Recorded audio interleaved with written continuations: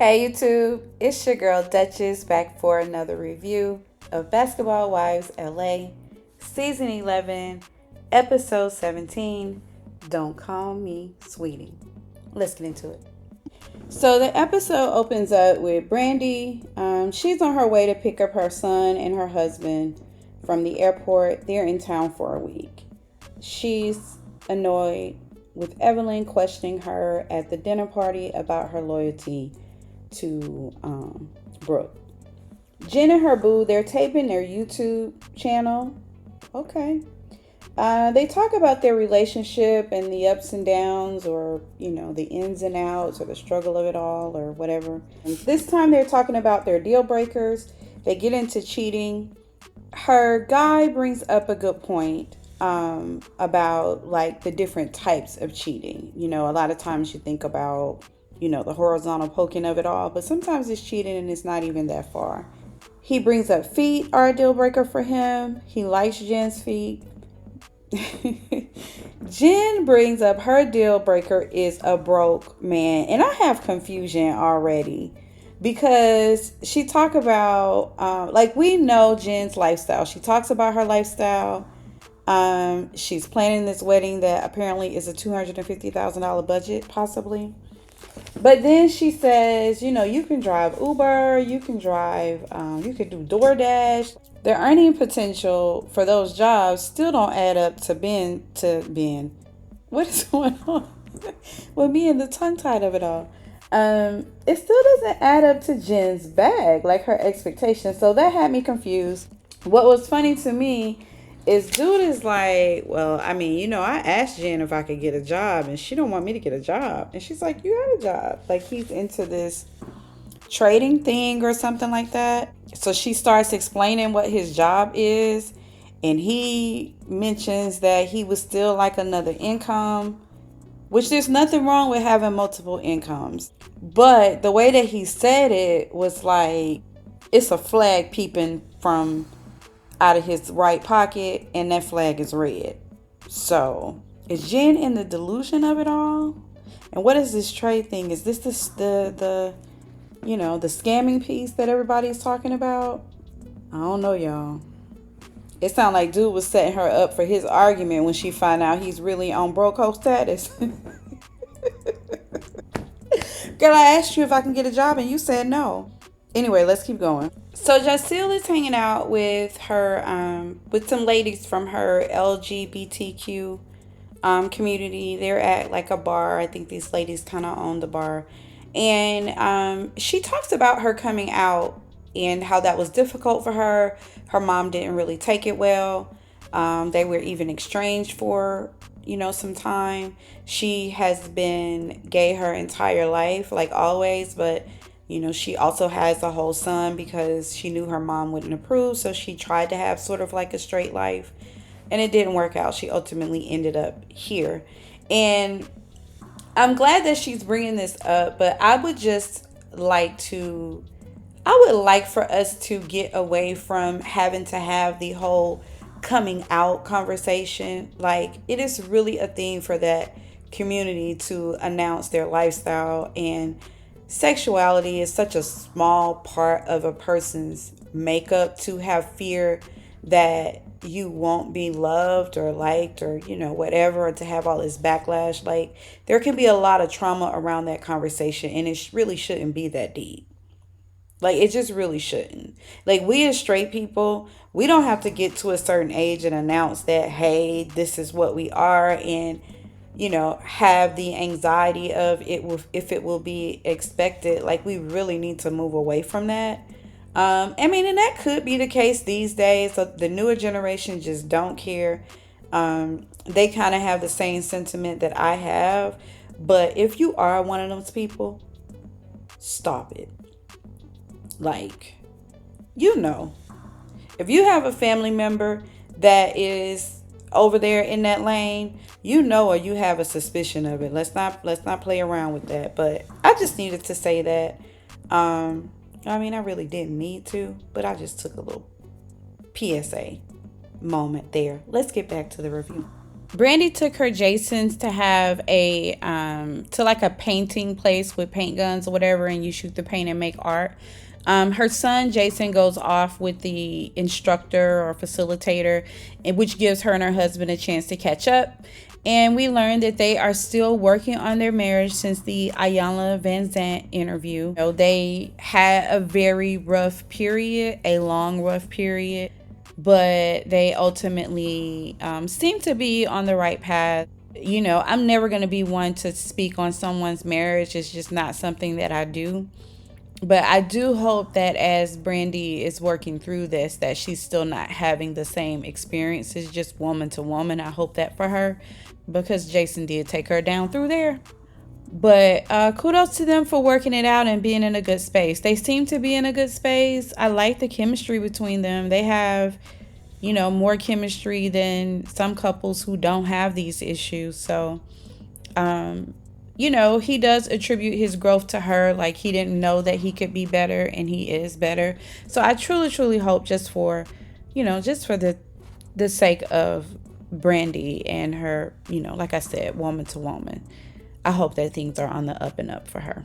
Christian and Jen are having a double date with Brandi and her husband. They're playing, like, it looks like that's pickleball. I don't know if that is pickleball, but if it is, I found it interesting. Like a cross between table tennis and tennis. I'm gonna have to find me a game of that. But Brandi is kind of meeting Christian for the first time. She just hopes that he can keep up with the bag attached to Jen. And it's funny that she says that because of the whole, you know, needing a second job kind of thing. She also mentions that he's the age gap. She didn't say that he was young, but that there was an age gap. So I'm like, okay, I'm not just off. He is kind of young. I didn't really catch the number. They did have a good date. They get into the whole Jackie dinner situation of it all. Brandi brings up she didn't like how Evelyn was calling her out about not being a good friend to Brooke. Jen doesn't bite though. Jen is like, a conversation should be had, and then hopefully that can put that to bed. Evelyn and Brooke are having dinner with Brooke's brother and his family, his wife and kid. Apparently, Evelyn's son is really good friends with Brooke's brother's son. And at the time of them bonding, and Evelyn kind of building her village with this family as well, she had no idea that he and Brooke were siblings initially. So they're all having dinner together. They get into the grandbaby situation, and Brooke shares about her son's mental illness. Brooke does have a lot on her plate and has had a lot of experience, traumatic experiences with her children. And Evelyn is empathetic, and she's very supportive of Brooke. It's just hard for me to trust Evelyn's intentions, because this side of her is very selective, and the polar opposite, well, there is that. It is a nice moment. I am not going to take away from that. I just don't trust Evelyn's intentions. Christian is sharing with Jen about this price tag attached to a DV case that he had actually gone to prison for. He did time for. It's $250,000 restitution. And Jen knew that he had to pay restitution. She just didn't know it was that much. This could also affect him being able to go out of the country for the wedding. So they kind of have to get this together. The way he's explaining it, it's like it was a threatening text message or something. Like the way he's explaining it, it's like it was something really small. He hands off all of this thing, but the judge had it out for him. And this punishment seems like more than the judge having it out for you. Like, I didn't want to go down that road because I really want to be happy for Jen. Like, Jen is so happy and I really like this for her. But I'm just going to be honest. It's looking like he was looking for her to pay that tab. Like, why don't you have that taken care of if you're kind of on Jen's level? Because he says, I don't want that to be a thing that comes up and we can't make the wedding. Jen, girl, are you being played by this dude? I hate to be that person, y'all, but I just got to ask, what y'all think? I mean, I've heard what they said, but really though, Like, is that what you got from this scene? Because that's what I got. Bruh is not being totally honest about what happened. Jen, are you going to cough that up for him so you can have this dream wedding? Girl, don't do it. Don't do it, girl.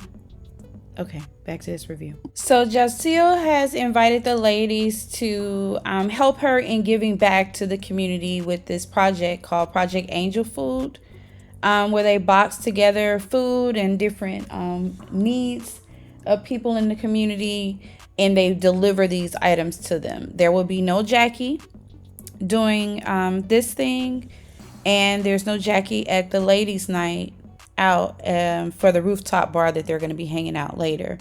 Jaciel says that she wants to respect how how Brooke feels, and respect her boundaries. And I understand that, I guess.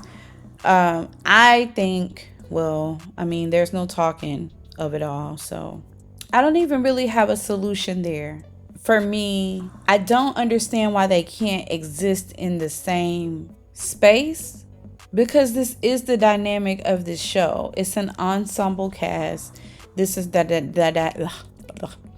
dynamic of the show. So can you guys be mature enough to exist in the same space? Like, for me, I wouldn't exclude her. Brooke and I are not friends like that. I would extend the invite. This would be the thing, and I would let the ladies decide if they wanted to come or not come. And if you do, I expect for you to be on your best behavior. Like, you guys know what's going on between you guys. And it could be an opportunity to kind of reset things. So as I think about it, I think that's how I would handle it. The not inviting her, I just don't like it. But it sounds like Jackie's not feeling it anyway. Jackie has gotten wind of this whole investigation thing piece. So, she chose not to show up, to this situation. But Jaciel did say that she wasn't inviting her to the drink thing later.